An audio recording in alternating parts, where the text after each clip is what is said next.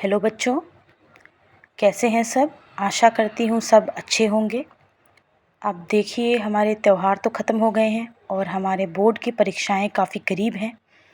तो इस वजह से हमारे इस बायो वेदिका चैनल पर हम हमारा जो जीव विज्ञान का प्रश्न पत्र है उसमें जो अंकों का विभाजन है वो देखेंगे आज। ठीक है, देखिए बेटा, जो हमारा जीव विज्ञान यानी बायोलॉजी का कक्षा 12 का प्रश्न पत्र होता है वो अधिकतम 100 मार्क्स का होता है, 100 मार्क्स का होता है। ठीक है, इस 100 अंकों में से 70 अंक आपके लिखित प्रश्न पत्र के लिए होते हैं और 30 अंक आपके प्रयोगात्मक प्रश्न पत्र के लिए होते हैं। ठीक है, यानी 30 मार्क्स आप प्रैक्टिकल के होते हैं आपके और 70 मार्क्स आपके रिटन पेपर के होते हैं। अब क्योंकि आपको पता है कि आपके जीव विज्ञान की जो बुक है 12th क्लास की NCERT, उस NCERT की पुस्तक में आपको 5 इकाइयाँ पढ़नी होती हैं, 5 यूनिट्स पढ़ने होते हैं। ठीक है, उन 5 इकाइयों में से सबसे पहली जो यूनिट है वो है जनन, जिसे हम रिप्रोडक्शन कहते हैं।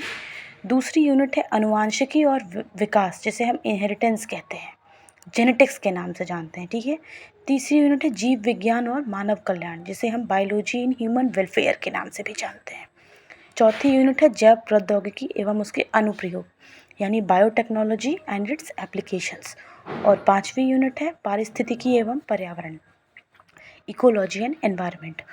और अगर आप ध्यान से देखें तो ये 5 के 5 यूनिट से में अंकों का विभाजन हमारा बोर्ड किस प्रकार से करता है। लगभग 14 नंबर के प्रश्न जनन से आते हैं, अनुवांशिकी और विकास से 18 नंबर के प्रश्न आते हैं, जीव विज्ञान और मानव कल्याण से आपके 14 अंक के प्रश्न आते हैं, जैव प्रौद्योगिकी से आपके 10 अंक के प्रश्न आते हैं और पारिस्थितिकी से आपके 14 अंक के प्रश्न आते हैं, जिसका कुल योग बनता है 70 मार्क्स, 70 मार्क्स। ठीक है, 70 अंक। देखिए बच्चों, एक एक करके हम एक एक इकाई के बारे में जानेंगे, उनके महत्वपूर्ण टॉपिक्स के बारे में जानेंगे और आगे हमारे बोर्ड एग्ज़ाम के लिए हम इन टॉपिक्स, इन सब्जेक्ट, इस चैप्टर के, इन यूनिट्स के उन टॉपिक्स को पढ़ेंगे भी, ताकि आप आराम से जीव विज्ञान के 70 अंक के लिखित प्रश्न पत्र में 50, 55, 60, 65 और जो बच्चा जितनी मेहनत करेगा उस हिसाब से अंक अर्जित करके अच्छे नंबरों से 12वीं पास कर सके। ठीक है, और साथ ही साथ मैं अलग से वीडियोस भी बनाऊंगी आपके प्रयोगात्मक परीक्षाओं के 30 अंक के लिए। ठीक है बेटा, तो आइए शुरू करते हैं जनन के बारे में।